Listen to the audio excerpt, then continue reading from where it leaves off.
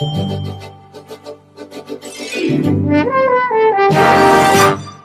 here on our special program as we continue to speak with the senior officers of the Royal Bahamas Police Force in their 178th anniversary. And we are now joined by Superintendent Damien Robinson, the officer in charge of the Police Mobile Division. And also here with me, Superintendent Marino Hines, the officer who is the second in charge of the police traffic department. Good to see you both, gentlemen. Good to be here, Mr. Jones. I don't know where to start because I have some very potent questions for you both. Since you're in charge of mobile, Mr. Robinson, and Mr. Hines, you're in charge of traffic.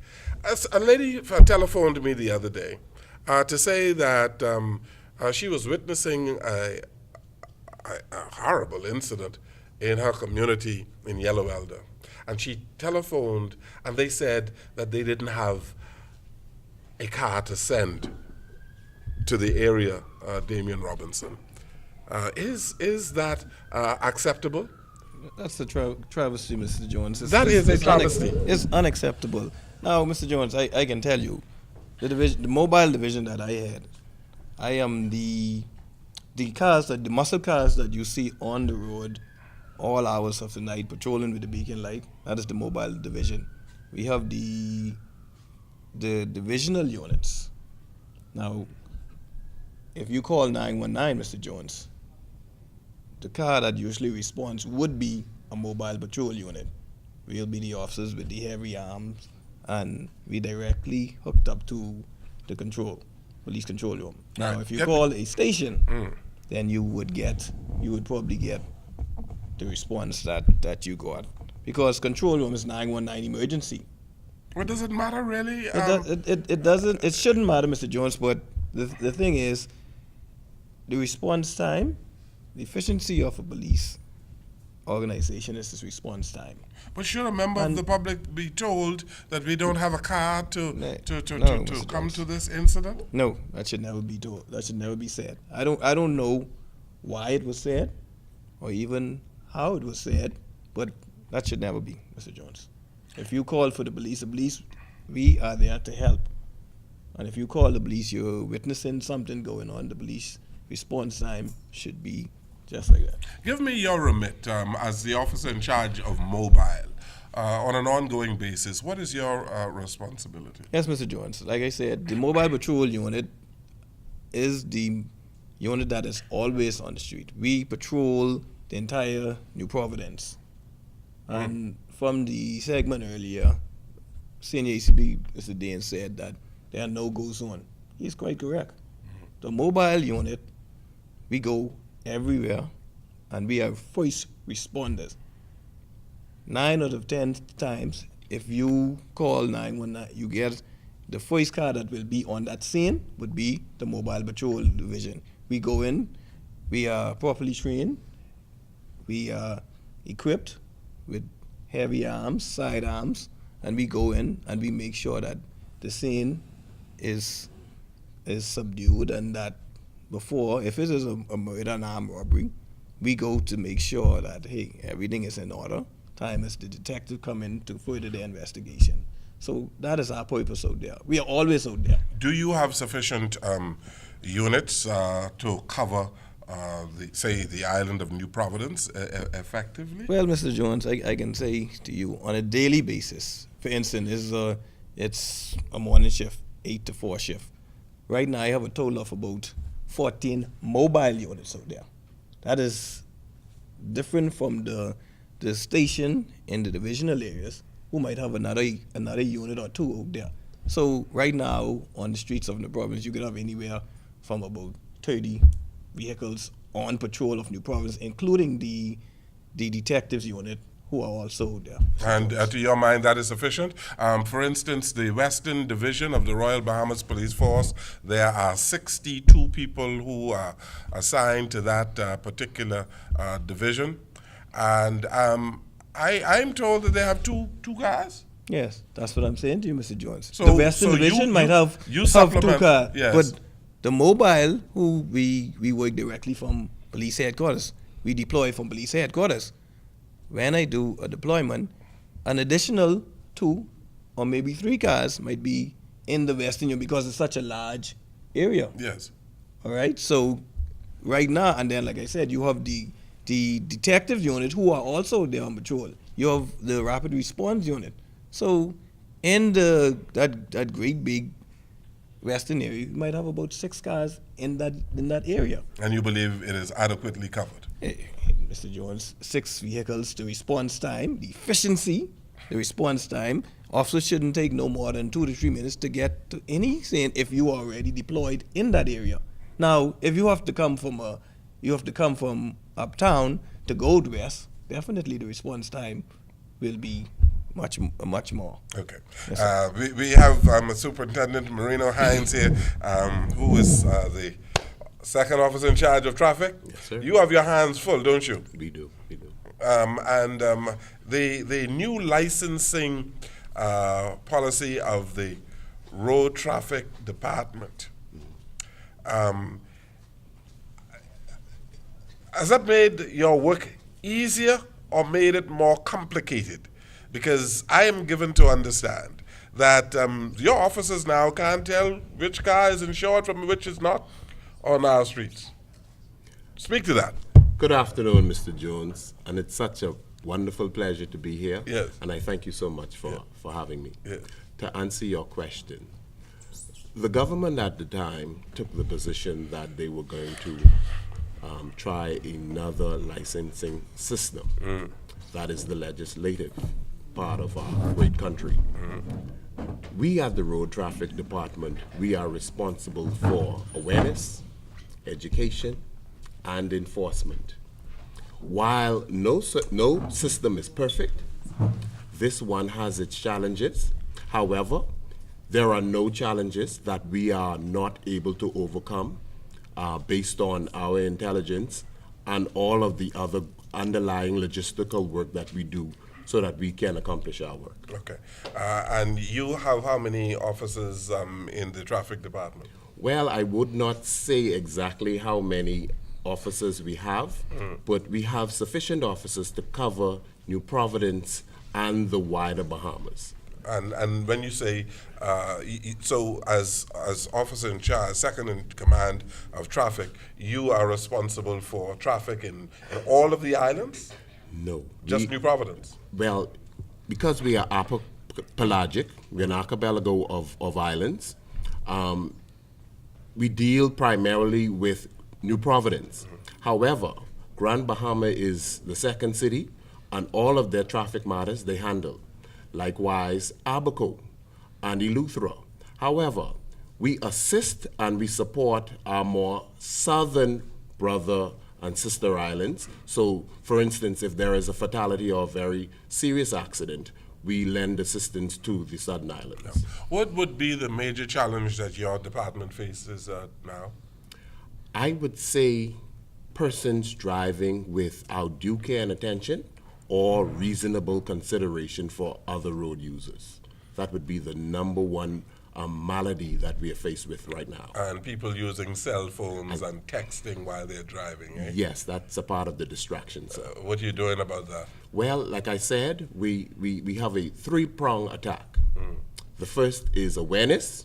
We're telling people the vice that it is, the problems that it causes, and how they can find themselves in danger as a result of doing it. And then we educate them on what they should do to not do that. Get a hands-free device or another kind of device, or simply wait. You're driving, you should drive. And then, if those two fail, then there's enforcement. In recent times, you had quite a number of fatalities in New Providence. Yes, sir. That must cause you some serious concern. Mr. Jones, I will say emphatically that any life loss is too much. And we've seen an uptick in fatalities in our great nation, and it causes us concern. However, we're up to the challenge, and we're going to do all in our power to make sure that going forward, the Bahamian people are safer as they traverse our streets. Thank you, sir. Let's speak with another lady officer. Is this Chief Superintendent? No? Give us your name and your rank then. My name is Sharia King, Assistant Superintendent of Police, presently attached with the Forensic Science Section. Oh, you are in forensic science. Okay. You are one of the people that I always wanted to speak with. You have a good forensic lab here in the Royal Bahamas Police Force? We have a lab that is well equipped and well educated officers as well as civilian staff members that are presently employed with the forensic laboratory. You're still sending samples away for DNA and all the rest of it in 2018? Yes, unfortunately, we are still there. Due to some issues, we still have to send it off to get analyzed away, but that should be rectified shortly. So what do you do on an ongoing basis, on a daily basis?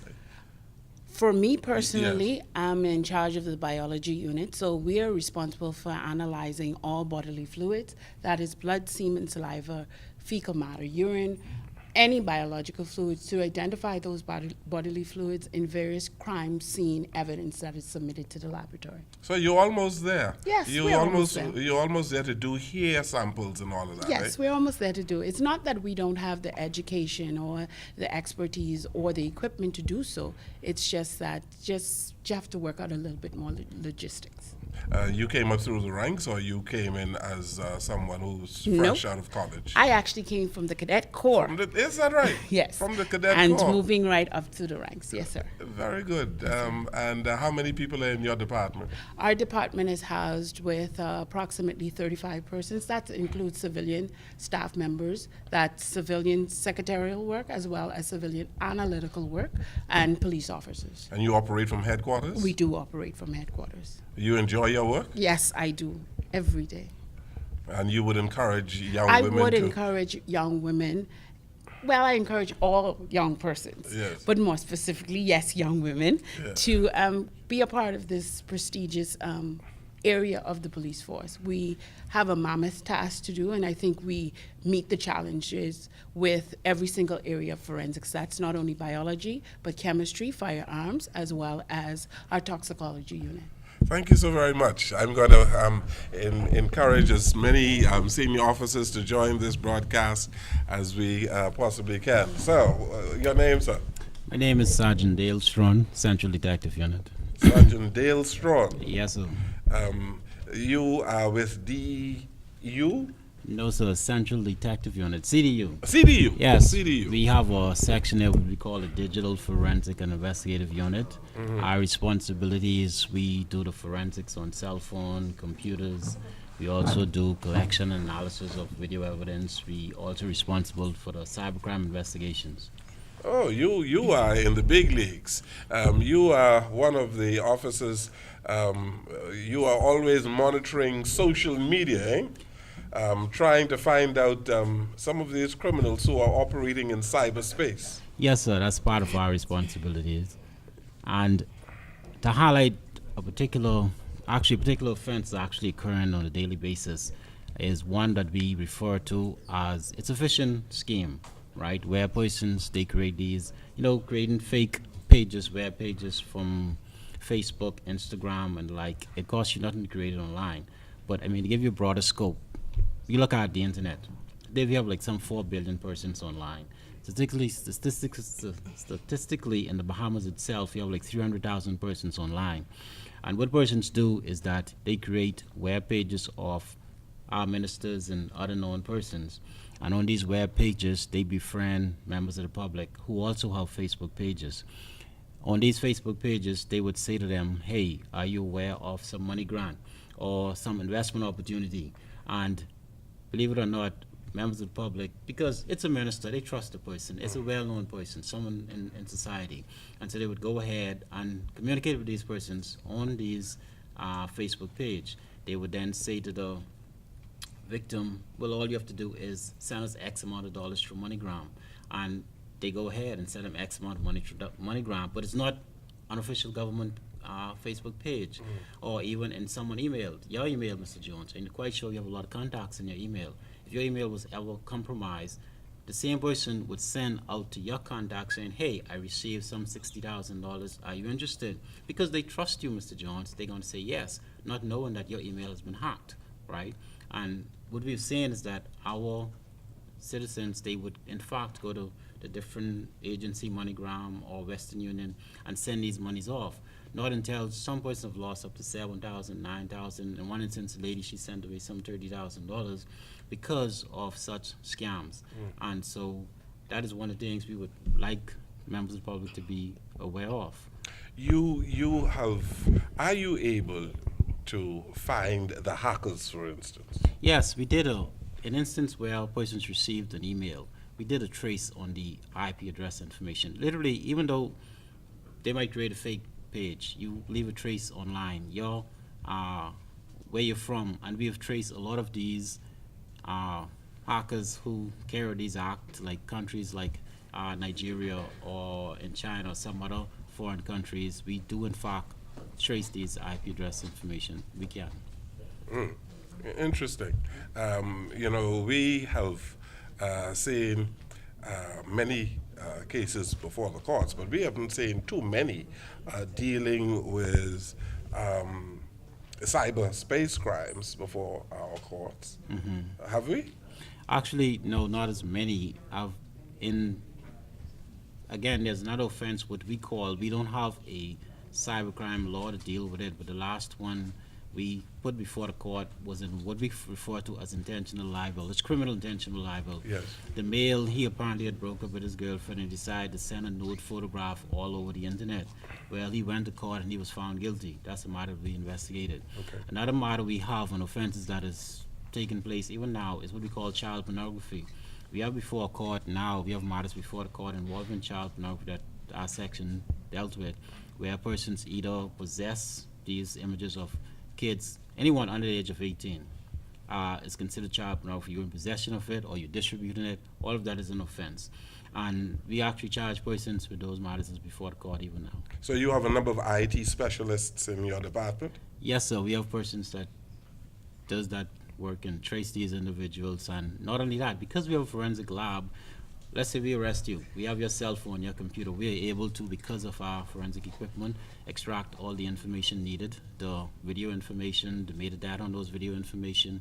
In some instances, you could actually tell where the person would have taken those images because of the data we extract from them. That's good to hear, Mr. Strawn. It's good to hear that we have a department of the Royal Bahamas Police Force dealing with this, because there are a whole lot of cyberspace criminals operating. Yes, sir. In a worldwide web of some 4 billion, we have tons of them operating. Yes, yes. Thank you so very much. I'm joined by another officer here. Give me your name, please. Sergeant 2777, Devanda Davis. Devanda Davis. Yes, sir. I heard that name.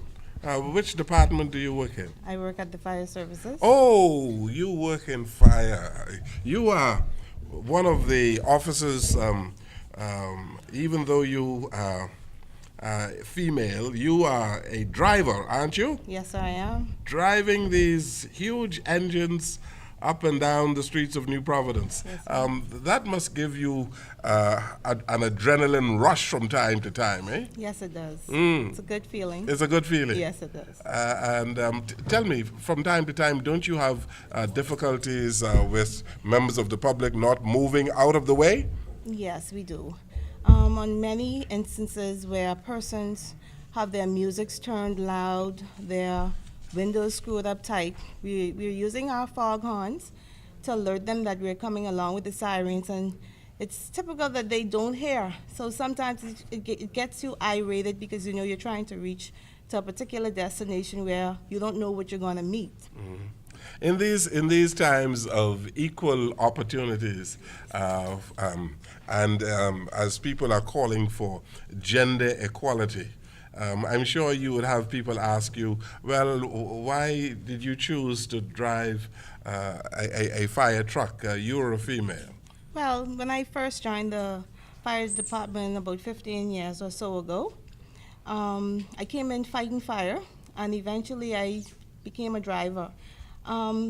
coming in was very exciting to me, and it was a challenge that I wanted to attack, and I attacked it gratefully. Yes. Yes, sir. And how long have you been there? 15 years. 15 years? Yes, sir. How long have you been driving? About 10.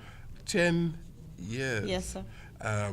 Did you ever feel any trepidation at all driving a huge fire engine? No, sir. It feels like a car. It just like a car? Yes, it does. Were you trained to drive that a fire truck, or it just happened as a matter of course? Once you come in and they out of training, they train you to drive 8 weeks. So 8 weeks course that you will go on to drive that. And so you would probably accompany somebody else Yes. before they gave you control of the wheel, eh? Yes. Interesting. Well, it's good to see you. Thank you so very much. Thank you very much, sir. Good. Senior Assistant Commissioner Stephen Dean, you know, we are very pleased that you've been able to assemble such an array of senior officers here today to talk about the various aspects of the Royal Bahamas Police Force. I see why you're so proud of Always. of I'm the proud force. because what I know we got, I know what I see every day, but you know, lack of exposure to the members of the public. And this is what we're going to do in Police Month, to expose the innate talents that exist, and you know, to put ordinary officers who behind the scene, like you saw, like a Sharia King, you might have seen the Robinson, nobody might have known he controlling the mobile area, it was King behind the scene. We want to bring these people to the forefront to show Bahamian public that we can stand head and shoulders with anyone, anywhere in this world. When I travel on conferences, when these officers travel on conferences, when they have comments around the table, they want to hear, let's hear from the Bahamas. That's the admiration and the respect that they have for officers like us. But as we wrap up, Mr. Jones, I just want him to give the Bahamian public know that we talking with part of the Bahamian public. There's some events quickly. I want him, Yes. Superintendent Robinson, to say that we want the public to come out and support. Yes, let's talk about it, and I need to put in a word for the Royal Bahamas Police Force band. No question. My friends are in the band. Most of my friends are in Well, the I have a band. bandsman in the back. I might just let him say hello. Yes, He's going to be there. Absolutely. So tell us about the police month. Thank you again, Mr. Jones. Well, as you know, March, entire month of March, and right into April has been dubbed Police Month.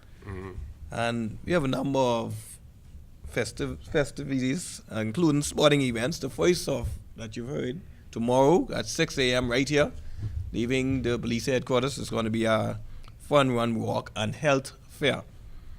We know there are a lot of persons out there, Mr. Jones, who participate in these fun run walk. We want you to come. We want you to participate, and afterward there'll be a health fair. On Sunday it'll be a church service. That'll be at the Church of God Prophecy Okay. Cathedral on East Street. You're And then going on to the Bishop Hewell and Hannah. Oh, yes, yeah. No yes, better one of place. our very own.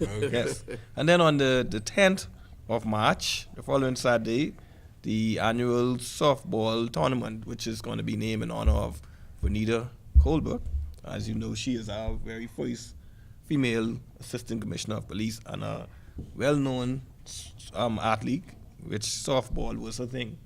Yes, and we're going to have the finals of our debate competition on March 14. And then on the 17th of March, it's going to be our basketball tournament. That is going to be hosted at the A.F. Adley Gym. The softball is going to be at the Blue Hill Complex. Starts at 9 in the morning and run all day. So you have various divisions. Divisional, Yes. interdivisional Okay. competition. It's going to be something to reckon, Mr. Okay. Jones. You come and you support your team. Okay. Yes, and tentative date for the track and field. This is the doozy that everyone wants to see. The police on the tracks. That's going to be, it's tentative for the 4th of April, Mr. Jones. Is Senior Commissioner Stephen Dean Yes, running? Mr. Dean Well, was there's ready a- to his hand in There's the a hat. race for the assistant commissioners Yes, in the yes. bus. A special race. I see. A special race. And I know that you're in good shape. Person have been working out. Some of my colleagues have run the clock, running Yes, the bridge. yes, They've been getting there. Yes, Yes. So you're running what, the 100 meters? I don't know. It depends on what they want. It depends on what my fans want me to do. Yes.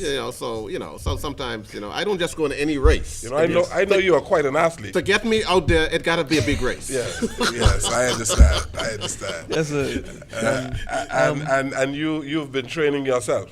I'm always been training. Training is ongoing for me. It's ongoing. And I just turn up the banners now lately that I heard some persons said they want to come around and challenge me. So, I just turn up the banners. I understand. Yes, Mr. Jones, we have National T-shirt Day on the 23rd of March, where our corporate partners and NGOs and the community can celebrate with us and wear their T-shirt to the various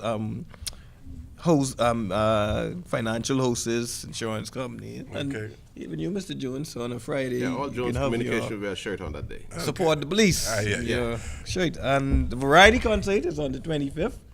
Come and see your police officers sing, dance, models, do a party, a skit.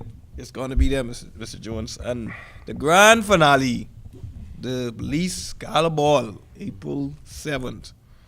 It's the ball. We dubbed it the ball. There's no other ball. Mm-hmm. You are the police? Yes. The police ball. Come out and support your police partner with us. Just dine with us. And we look to see all of the public during our entire police month. Okay, very good. Well, we have 30 seconds left. Shanton Knowles, Superintendent, you going to put the icing on the cake for us? Let me just say, those 30 seconds? before she goes, I'll just do 15 seconds. Yes. We are doing ongoing training of the police force. We have taken it to a new level. We have put Dr. Chaswell Hanna and a group of qualified persons at the training college now. Yes. We intend to bring the training college to a regional where everybody from the Caribbean will be coming there. So that's one of the vision of the Commissioner of Police, and he have already executed that. He went there to close out the session now with the senior command, with those ASPs that you spoke to. Right, very good, very good. And I close out your show today, sir, by saying we are partnering with the community as we are going to have 7 mini tattoos within the communities beginning next week, Wednesday the 7th, at the Yellow Elder Park in the constituency of Mount Moriah. So come on out, mini tattoos, the Royal Bahamas Police Force Band, our K9 unit, the fire truck, and our motorcycle units, all will be there to showcase their talents. We look forward to seeing you all there. Thank you so very much. And we thank all of the senior officers and those who are even below the rank of senior officers who participated on our program today. And we especially thank the Commissioner of Police, Mr. Anthony Ferguson, and his deputy, Mr. Emmerich Seymour, the Senior Assistant Commissioner, Stephen Dean. Those are members of the management team of the Royal Bahamas Police Force for being here today and bringing along all of the other chief superintendents and the superintendents and others to participate on our show today. And we wish them well in their 178th anniversary of the Royal Bahamas Police Force. Thanks for watching and listening. Have a good day.